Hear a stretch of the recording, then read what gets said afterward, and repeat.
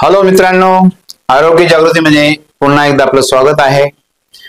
आम्ही यापूर्वी व्हिडिओमध्ये सांगितलं होतं तुम्हाला की महात्मा ज्योतिबा फुले योजने अंतर्गत रुग्णालय त्यावर सविस्तर माहिती देण्यासाठी आम्ही आज आलेलो आहे। मित्र हो, महात्मा ज्योतिबा फुले योजना म्हटलं की आपल्या समोर येते की सर्व मोफत।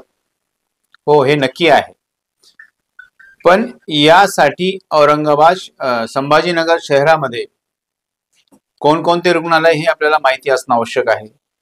त्या रुग्णाची थोडक्यात मी तुम्हाला माहिती देऊ इच्छितो। जसं की एशियन हॉस्पिटल आकाशवाणी जवळ तुम्हाला माहिती मिळेल।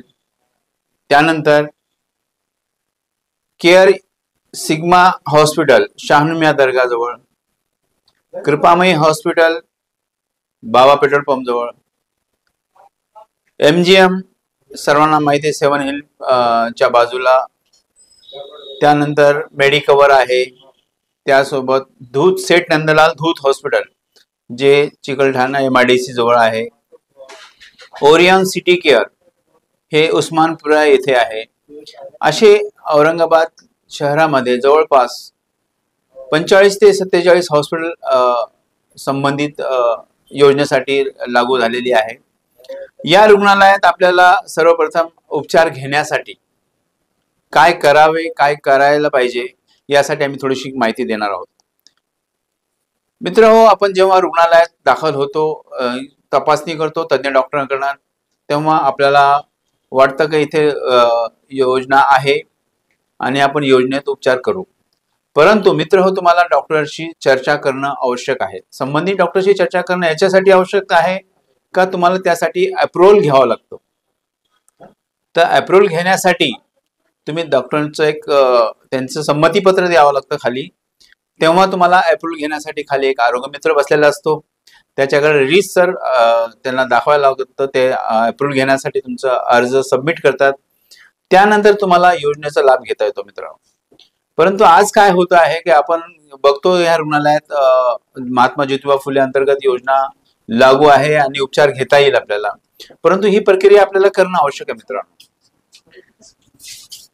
दुसरं, ह्या योजनेसाठी लागणारी कागदपत्रे कोणकोणती हे पण आपल्याला माहिती असणं आवश्यक आहे। जसं तुम्हाला मी पूर्वी सांगितले की डॉक्टरचं संमतीपत्र पाहिजे, त्यासोबत आपलं आधार कार्ड सोबत पाहिजे, सोबत राशन कार्ड सोबत पाहिजे। हो मित्रांनो, याच्यामध्ये एक थोडंसं आपल्याला आणखीन एक सविस्तर सांगू इच्छितोय।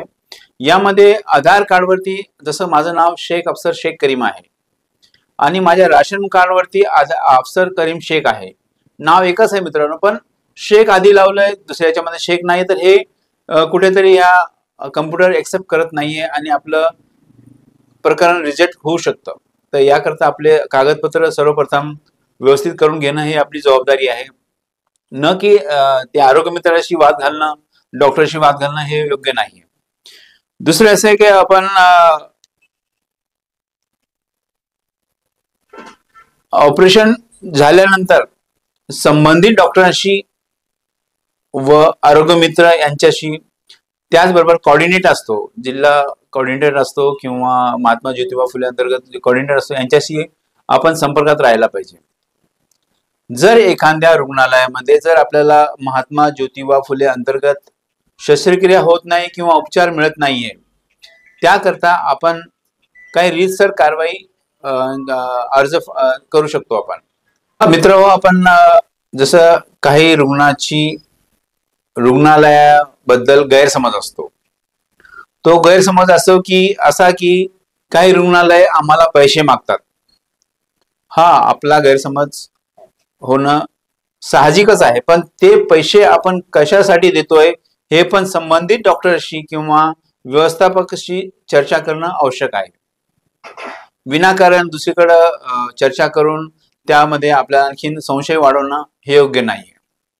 जो पण आपल्याला रुग्णालयाशी किंवा संबंधित तज्ञाशी किंवा पैसे भरा म्हणून असे सांगणाऱ्याशी जर तुम्हाला तक्रार असेल तर संबंधित व्यक्तीशी चर्चा करणं आवश्यक आहे। हा गैरसमज आपण दूर करू शकतो।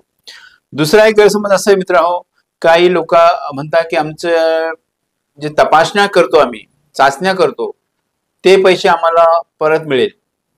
केव्हा मिळेल, कसे मिळेल आणि कसे घेता येईल. तर त्याकरता आपण काय करायचं आहे की आपण जे पैसे चाचण्या करतो त्या प्रथम आपण तज्ञ डॉक्टरशी चर्चा करावी की सर आम्हाला हे चाचण्या करायच्या आहे, ह्या योजनेमध्ये बसतात की नाही बसत. म्हणजे आपला तिथंच गैरसमज दूर झाला मित्र. परंतु आपण हे करणं टाळतो आणि नंतर डॉक्टरशी किंवा व्यवस्थापकाशी वाद घालतो, हे योग्य नाही.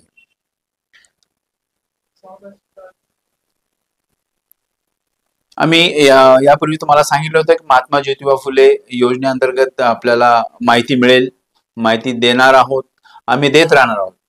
परंतु आजच्या एपिसोडमध्ये हे आज एवढंच आहे. पुढे आम्ही तुम्हाला सविस्तर आणखीन काय काय तुम्हाला अडचणी येतात, अडचणी आल्यानंतर काय करायला पाहिजे, किंवा आपण रीतसर अर्ज कुठं करायचा, म्हणजे तुम्हाला तक्रार पण नोंदवायची आहे तर तक्रारीसाठी पण काही नियम आहे.